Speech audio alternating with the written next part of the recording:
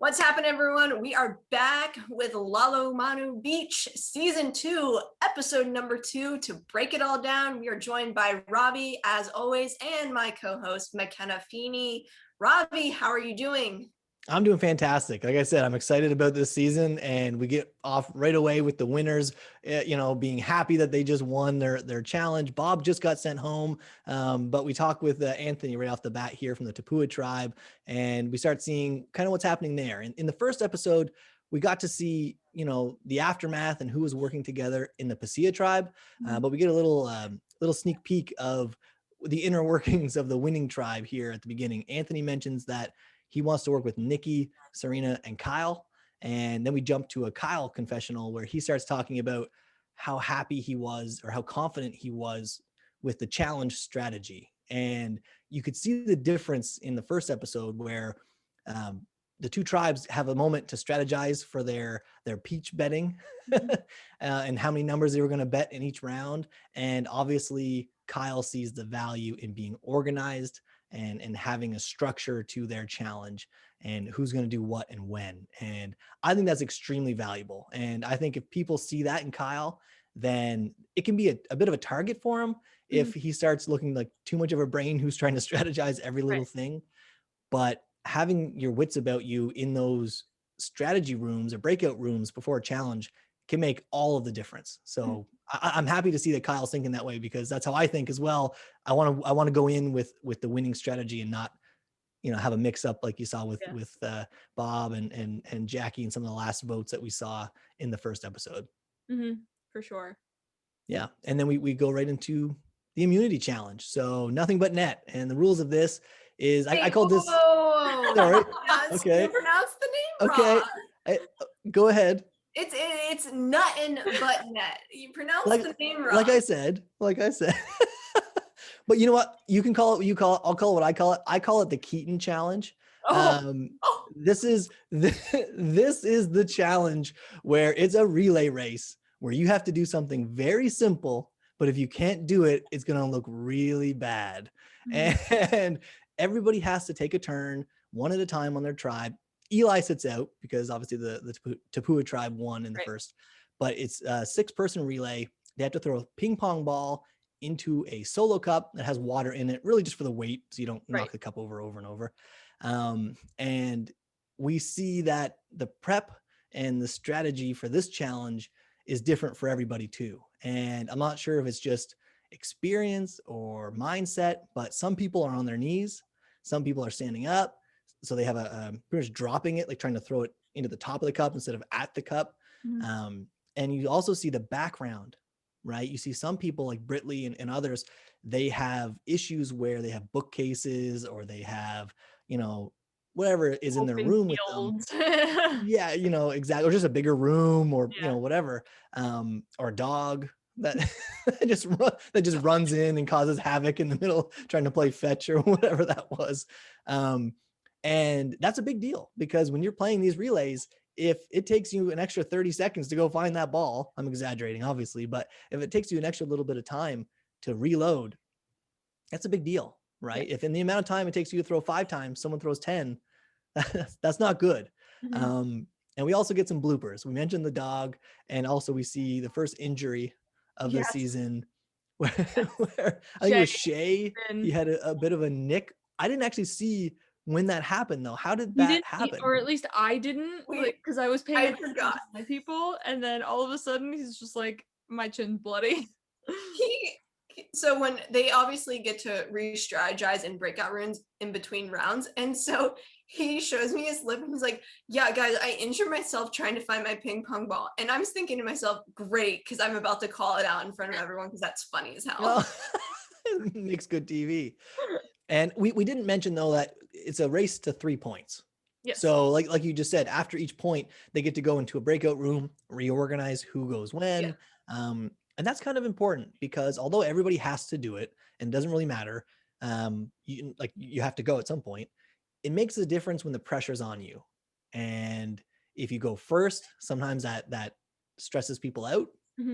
Or if you go at the end, sometimes that stresses people out because you're the anchor and everybody's waiting for you to finish. And I called this the Keaton challenge because we saw in season 1 where he had a hard time flipping a cup and everybody was just waiting for him to flip a cup.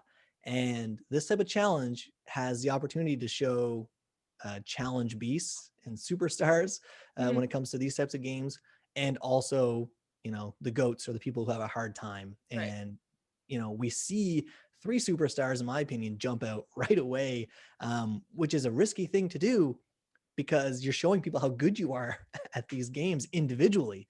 And you see Morgan, Dylan, and Anthony just nailing it, like almost on their first throw. I think each one of those got it at least once on their first throw. Yeah. And I might have missed some other people getting it, but those people consistently were just nailing it. And it's fun to watch as a viewer, as a fan. But as a player, it's risky, right? Like I said, because you're showing people, look how good I am, and nailing it. With this one, we kind of wanted to restructure it because we saw a big dominating tribe in the Toa tribe last season where they just eliminated everybody from the other side. We didn't really want that to happen this time. We wanted kind of a more even playing field, which is what we got with this challenge, where we had 1-1, and then the Tapua tribe won the other 2, but we saw it was definitely a nail biter the entire time where we didn't know what tribe was going to win it, because you had Brittley who was struggling on their side, and then we had Carlo struggling on the Tapua side. Yeah, because Nikki only struggled, I think, on the first round, and then after that she got the hang of it. Yeah, and I saw, just like you said, it was, Pasilla got the first point, and then it was tied up 1-1, then they got the second point, and they just needed one of the next 2 to win, and they lost 2 in a row. And we mentioned the whole, the Keaton challenge again. I keep bringing that up, but if you do poorly and your tribe wins, it doesn't matter. Right. No, not at all. And you see that with Carlo at one point, like you mentioned, and even Serena, she had, I think it was around 2 or 3 where like she 50 throws. Right. But then on the next, it was, I think, 3 or 4. Yeah, exactly. Yeah. And it just changes. Exactly. It wasn't consistent. And when the tribe won, everything's forgotten. And if anything, it makes it look like, okay, they're good enough to be able to win challenges as a tribe. But if we get to merge, I can beat those people individual challenges. Right. Whereas the superstars is kind of like, but yeah. And we see once again, the Tapua tribe pulls off the victory, and we roll into some confessionals of the winning tribe. I called it winner's euphoria, because right now they're about 3 hours into the game, probably. And because it takes a little while to set up, and then the first 2 episodes usually is about an hour each or so, give or take. And Nikki is joking around about how everything's great and, curious about who has the idol, but still smiling, happy, bright, everything's great. And then we go to a confessional from Serena, same thing, right? She mentions that she wants to work with Nikki, Anthony, and Dylan, that they have a little, 4 person alliance going on, which is what you need in a 7-person tribe. But they haven't had to test anything, right? So I'm curious how many 4-person alliances there are right now, because you don't know until you have to cast votes. And it kind of seems like Nikki, Serena, Anthony, and Dylan are kind of like the hub of everybody wants to work with at least one of them. Yep. Oh, okay. And see, and that's powerful, right? Because you have it's kind of like the Jackie game where she was saying that she has that 4-person alliance on the Pasilla tribe, but she's trying to play in the middle. And she mentioned that in the first episode, where that's her idea right now, is to be loyal, asterisks, yes, I've got my spot. Yeah, that's a good spot to be in. If you can be in that spot at the beginning and be in the middle and not have to choose sides and coast to the merge, it's a great option, because then you can go either or. Exactly. And both sides were aiming at the same target. So hey, even better, where you still don't have to pick a side. So yeah, exactly. And on that note, we start seeing some of the confessionals from the Pasilla side. And again, we start with Shea, and he is just as disappointed as he was the first time, but now more so. He almost seems offended that like, how dare we lose twice in a row?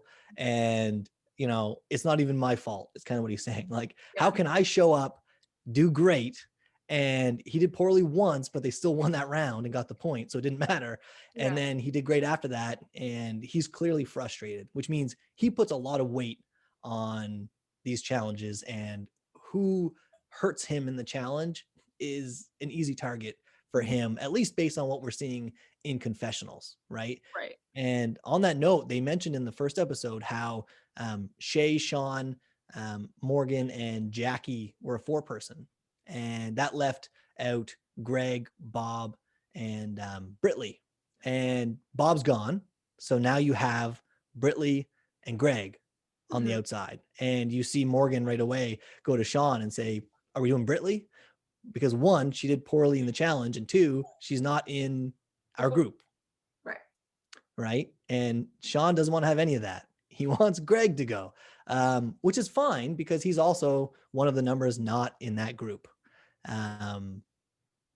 But it also helped in that challenge where he was pretty good at that challenge.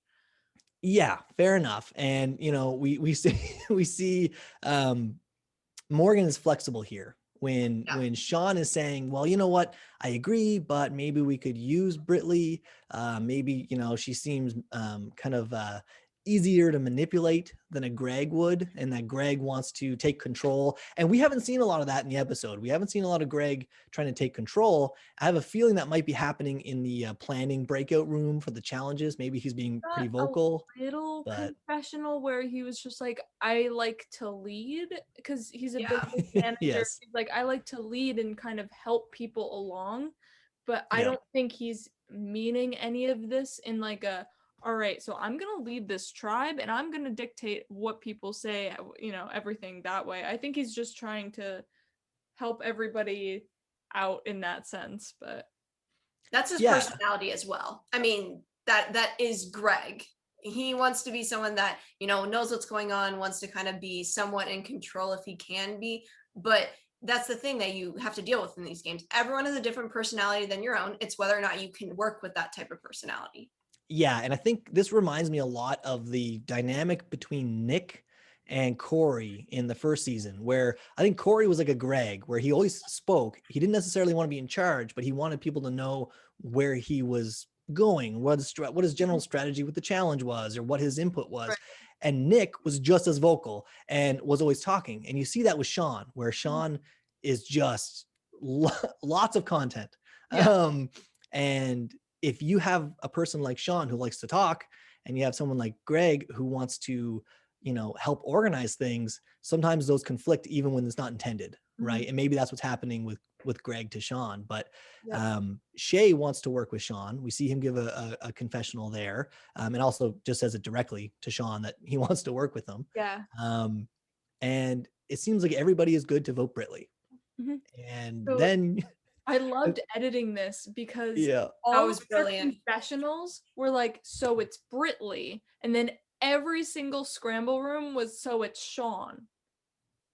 Okay, yeah, exactly. Yeah. So all their confessionals, Brittley, all the scramble rooms, Shawn. So we got to go into this vote not really knowing who was on the chopping. Well, we know who was on the chopping block, but who was going in this, because then Shawn started throwing out Greg's name while Greg is in the room. Yes.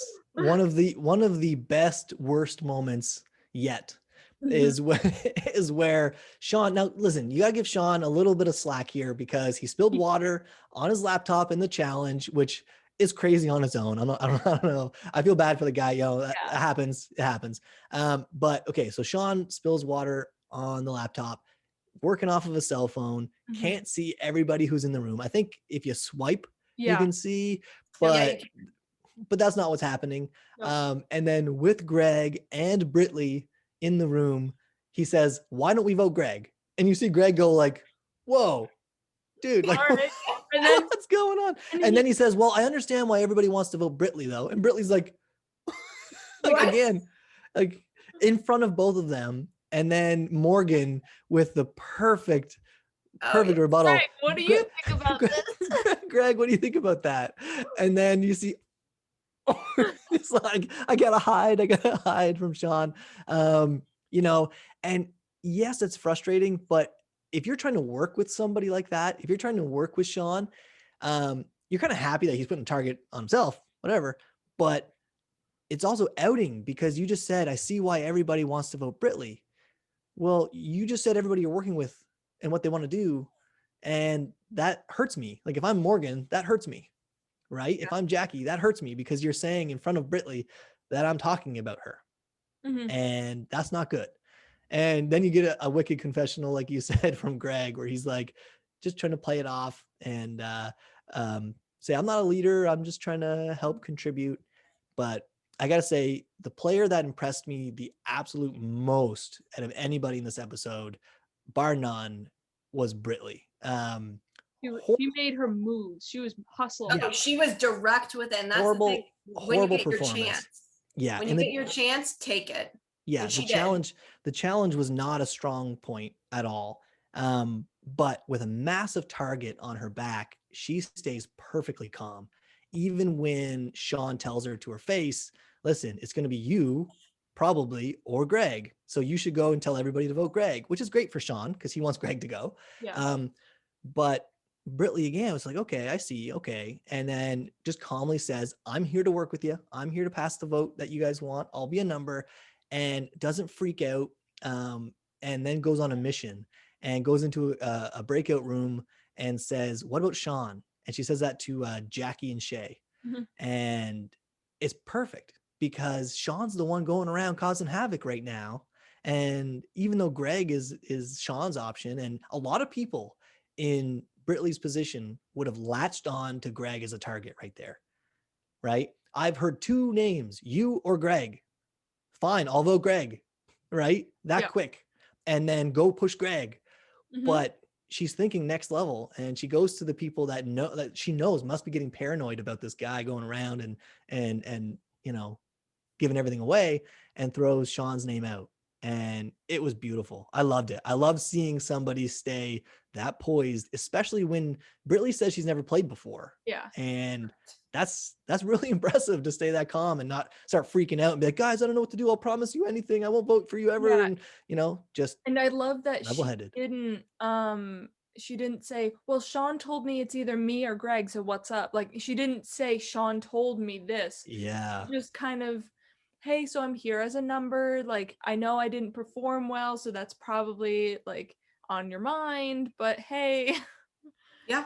She pulled it off brilliantly, and I think it made for, overall, it was great television. Just the Shawn blunder, and you really had no idea what was going to happen at Tribal Council. I mean, we'll get there, but 3 people got votes. Yeah. Yes.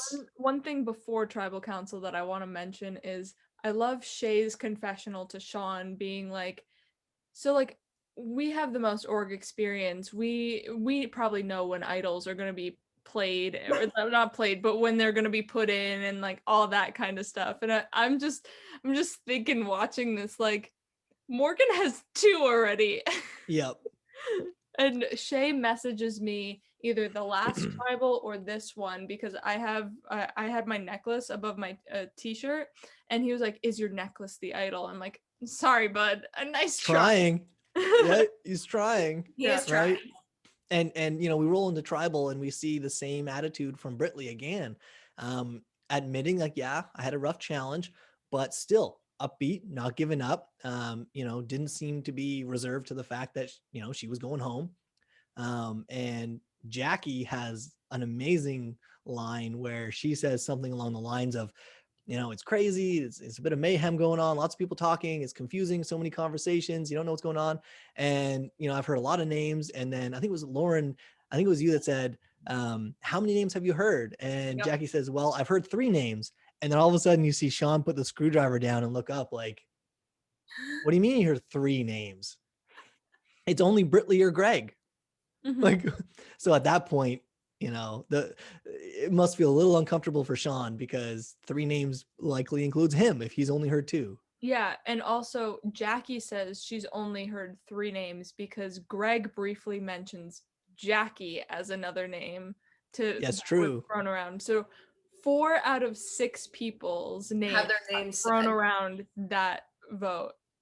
Yep. And Morgan, perfect tribal again. Morgan and Shea are both where Just like chilling. Don't talk to me. I'm fine. I'll just. you know what? vote. But again, she says, I'm nervous. Everybody should be nervous. I'm nervous. Like nobody's safe, all this stuff. And meanwhile, she's got 2 idols, all an idol and a legacy advantage sitting there.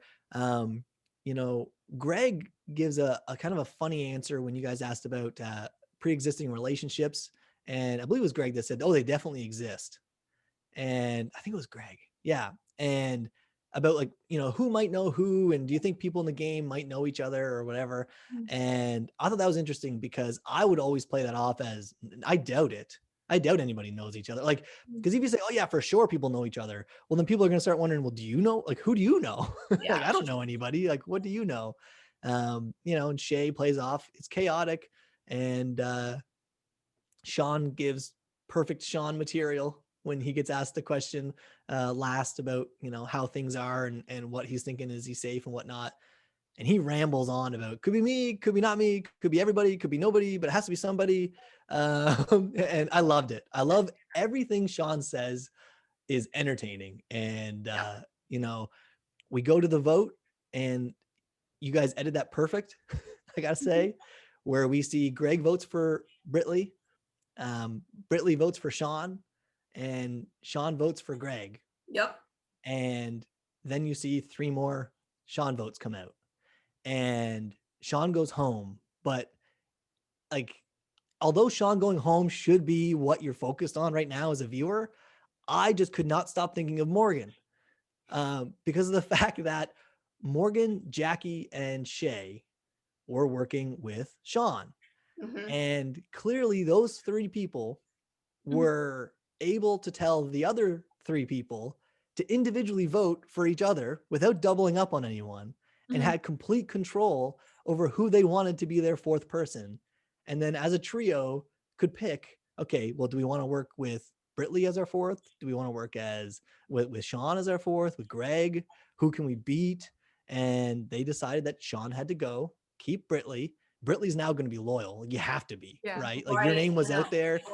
You played your case and they kept you. You owe them at least a vote. You know what I mean? Which is going to be Greg if they go in the next episode to tribal, and there's a 4. So I would just like, it's got to be Jackie and Morgan. I didn't see a lot of confessionals of them in breakout rooms together. I feel like there's got to be content out there in the world where they're brainstorming, okay, how do we get these people to individually vote the right way so that we have all the power? And just based on what I've seen so far, I gotta say that just feels like Morgan, like all over it. But I hope we see more. Maybe it's Jackie, maybe it's Shea. But at this point, how do you not root for Morgan, right? Like it's just absolute domination. I mean, personal bias out of it. Yeah. I mean, she, with not having her name thrown out at this vote when 4 other people's names got thrown out, plus having two advantages in the game. Like she's like cruising. Jackie's playing this great middle ground game. Shea's name never got thrown around either. So like those 3 I think are the top contenders of this tribe right now. Yeah. Oh, it's got to be. And you mentioned earlier, Greg threw out Jackie's name. So if they go in the 3rd episode to tribal, you've got Greg or Brittley in the minority right now. And Brittley hasn't thrown out Jackie's name. So Greg has, right? Like that's, man, which, as a fan, I'm rooting for Greg because I don't know why. He speaks to me. I like watching what he does. I like his attitude in the game. I like kind of where his head is at. But man, he's got an uphill battle. Sure. He does. But I mean, that's what makes the game so interesting because you never know what's going to happen. Because at the beginning of this episode, when they went to tribal council, did you think Shawn was going to be the vote? Nope, probably not. And then he's all of a sudden the second boot. Yep, exactly. Which is why these seasons are amazing, right? They happen so fast, they're entertaining, and I can't wait to see episode 3. And just as a preface, I guess, for anybody watching, we had Amy, who you saw in any of our pre-content, she was going to play on this season, but for some like technological reasons, she couldn't connect or anything like that. So we had our backup on deck, which was Carlo, but Carlo hadn't been yet voted out of this season 1 airing. So they don't know how well he did or how well he placed. They just know he made it past the merge at this point. Oh, okay. Yeah. So okay. anybody who was watching current season 1 at the time knows of Carlo and knows some of his game, but they don't know everything. Right. But yeah, all my episode 2 thoughts. Robbie, anything else? No, I really it's sad because I don't want this tribe to keep losing, but I almost do, just to see what they're gonna do next. Right. But I hope this group of people make it to merge, because it'll be entertaining to see where Greg ends up, and if Morgan and Jackie and Shea can keep the control that they seem to have right now. It's very impressive. I'm loving it. Yeah, it's going to be an interesting season to say the least, but thanks so much for joining us on the episode 2 recap. We will be speaking to Shawn on the exit interview with Dennie, so be sure to check us out there. Thanks so much, guys. Have a good one. All right, we're here with the second person voted out of the season. Shawn is joining us, and I know he has so much to tell us, and he will not hold back in any of his answers. Shawn, thank you for joining us. Thank you for having me. And we noticed that you're on a laptop. You got a brand new laptop special for us. Thank you. Yeah, well, the water spillage was real. It was a thing. I tried to fix it for like 2 weeks, and then it just still went internal on. I was like, you know what, fuck this bitch, and I threw it against my wall, and it shattered the screen. So got it. Alrighty then. Well, that's a good way to take your anger out, and I'm not shocked that you did that. It's like in your personality, so I'm not surprised that is something that you would do. But we have Dennie with us, and I know Dennie, she's been watching the season so far, and she definitely has some good questions for you. Yeah, the first thing I want to know is, have you really played in over 200 orgs? Yes, I've played in almost over 200 orgs. It's 200, over 200. I couldn't even tell you the exact amount. I started on a website called 10gauge.com. Please don't go there. It's toxic. It'll be the worst time of your life. And there was like 500 orgs on there. I didn't play them all, but I played a lot while I was there. And then my friend was like, get out of 10 gauge, go to Facebook, play Facebook orgs. And now I've played at least 20 Facebook orgs. And so here we are, still going, still pushing. Here you are. So what you said was that when, not to be threatened by people who've played orgs before, because more often than not, they play the games differently. So did you go into this game with a different strategy, or do you feel that you went back to how you usually play? Well, I had a whole different strategy planned. If what happened didn't happen, I feel like I wouldn't have gotten out this early. But I was saying people's names like they were in the Zoom with me and didn't realize, and that's what fucked me up. That was a big thing, and I'm so glad, at least from the editing standpoint, that when you were talking with Shea, you were like, yeah, so I'm on my phone and I won't be able to see everybody in the Zoom room. Cuts to the next conversation where you're in it with Morgan, Shea, and Brittley, I believe, and then Greg pops in, which is more than the max amount of screens you have, and there we go. Yeah, I have to tell you, McKenna let me watch some of the footage like before the season's airing. And when I watched that clip, I was like, wait, what? Did that really just happen? I rewound it, watched it again. I'm like, it did happen. But I didn't know that you couldn't see them at the time.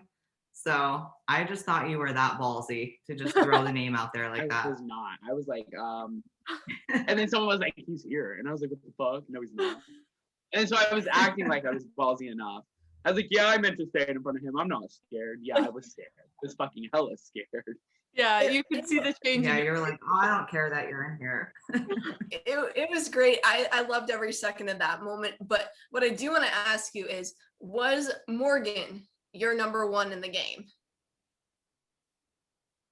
No, I would like to say yes, but I don't feel like I was Morgan's number one. Okay, because I know initially on the first second, you guys were popped into a breakout room together, just the two of you, and you had like 20 seconds and you both were like locked in. Yes, this is us. Yeah. But I wanted to work with Morgan. I just feel like Morgan wasn't really with me. I felt like Morgan wanted to play with everyone. And I wasn't here for that. And so eventually I feel like me and Morgan would have ended up falling off and targeting each other.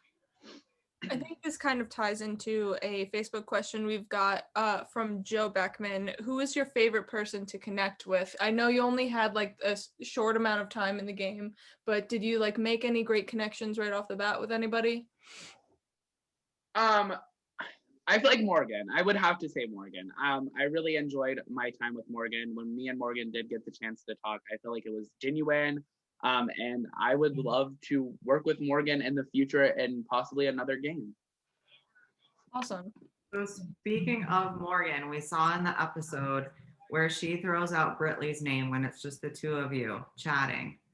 So why would you not just go with that instead of really gunning for Greg? Because it seemed like just the safe bet. Well. Greg was trying to run everything, and I'd rather be running everything. And so I wanted the control. I didn't want Greg to have any control, and I seen him as my biggest target. I knew Brittley would be an easy vote later. Like, why vote out an easy vote early? There's no reason to do that in any game. If you can keep an early vote for a while and then let them go eventually, that is so good for your game, because you could be at Final Four and then you still have that easy vote and you don't have to worry about going to fire. And so then you're safe there. And so that's why I was like, well, we keep them attached to us and Brittley's still with us. And then we get rid of Greg and then I have control. But well, sometimes it backfires on you when you get the boot. Yeah. Right. But I mean, gutsy move for sure. I feel like you're a wild, kind of like chaotic type of player. So it was so super fun watching you, even for just that short amount of time. But have you ever thought of coming into a game like not being so wild right off the bat and just kind of like sitting back a little bit?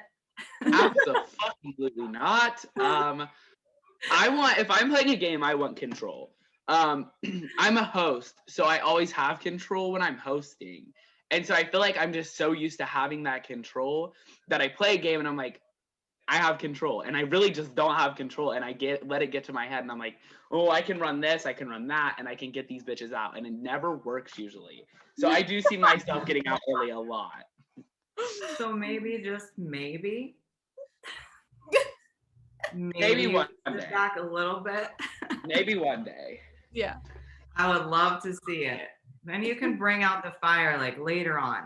Bring out the fire in your confessionals, but like be like that calm, cool, collected guy when you're with people, maybe. You know what? And I didn't mean to be fiery immediately with Greg. I just, when I realized Greg was in the room, I was like, fuck, all I can do is act like I actually want him out, which I did actually want him out, but I don't know. Me and Greg ended up in a room together, and I actually thought that I was safe because I was like, Greg, I'm not actually targeting you. I just had to say a name. And he was like, yeah, I understand. Well, obviously he didn't understand, and he was actually targeting me still. And so I actually, going into tribal, I was like, oh, I'm fine. And then once they started reading the votes, I feel like you can tell by my facial expression, I'm just like, fuck my life. I do want to flash back to the first episode a little bit where you get in a breakout room with Bob and you're like, all right, so who do you want out? And he's just like, well, I told people me. And you're just like, I didn't want to hear that, and go. And you're just out of here.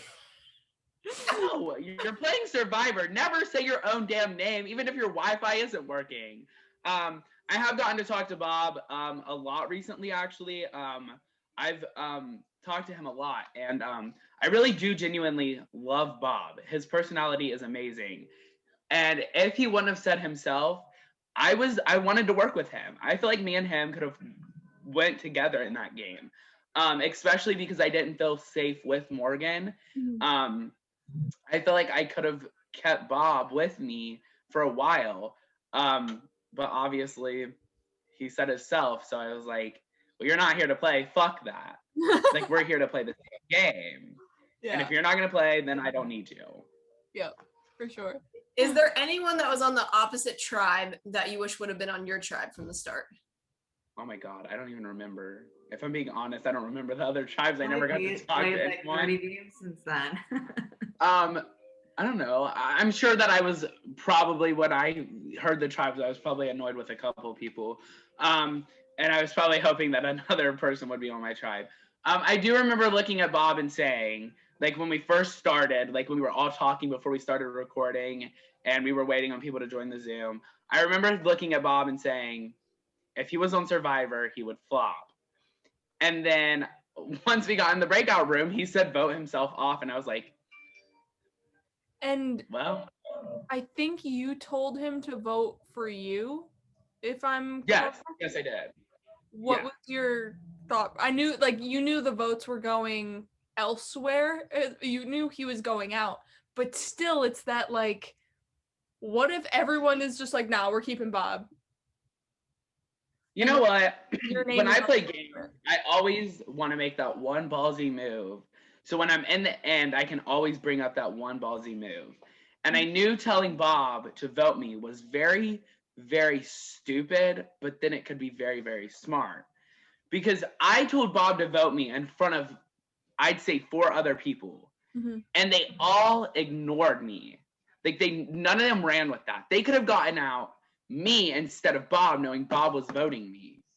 Yeah. And kept Bob and dragged Bob to the end or wherever they wanted. And they could have gotten a player that is playing the game out. And they just never did that. And I was like, damn. And I was kind of surprised that they didn't all end up voting me then. But I was happy. I mean, I didn't want to go. I just knew that if Bob needed to vote, I'd throw myself out there. And then at the end, if I were there sitting in the end, I could be like, I even told everyone to vote me, and none of them listened. Like, I told them I was a target, basically, and to vote me, and none of them listened. Well, you would have had to get to the end. And I don't think that would have been enough. Oh, no, it definitely wouldn't have been enough. If I could have stayed in the game and didn't go when I did, I feel like me getting Greg out would have been a good move. Because I don't feel like anybody else on our tribe was there to control things. I feel like it was either going to be me and Bob, me and Greg in control, and only one of us could be in control. And so that's why, like I said, Greg was my target. So describe your game in one word. Messy. That's an accurate description right there. A lot messier than I expected. I feel like if my laptop wouldn't have broke and I could have seen Greg pop into that Zoom, I just feel like it would have worked, because I would have seen him pop in and I would have shut up immediately and I wouldn't have kept saying his name to them. But since Greg popped into that room while I was saying his name, it was like, well, now we know Greg's voting me because I said his name. Well, I do have to say, when you went out, I loved that you weren't bitter at all. And you said to your tribe, I hope one of you takes this whole thing. I love that. I can't stand when people go out like super bitter. So props to you on that.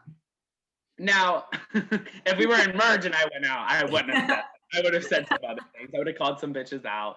But I did it to myself. I knew that I fucked myself over by saying his name in the room with him. And that's exactly what it was. And I was like, you know what? I can't be mad at them voting me off for this. Though Greg did actually stick to the plan and voted Brittley in that tribal council.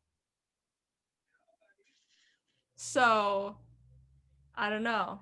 There might have been some damage control you could have done, but I think other people were just like, Shawn's a little bit too crazy here. Maybe I end up voting Brittley because I don't remember. No, you voted No, Greg. you voted Greg. I probably should have voted Brittley. Brittley voted. Yeah. So the votes that we showed, Greg voted for Brittley, Brittley voted for you, you voted for Greg, and then Morgan was like, this is the last person we heard the name, I heard a name of that we were going with, and then the rest were your name. I have a feeling Morgan. Why do I have a feeling Morgan voted me? You should have just went with Brittley and been like, yes, Morgan, let's take Brittley out. Should have. I really should have. But I guess that control, the wanting to control so bad, really dragged me out this time. I've played one other mini, and I was saying somebody's name. I was playing on my phone.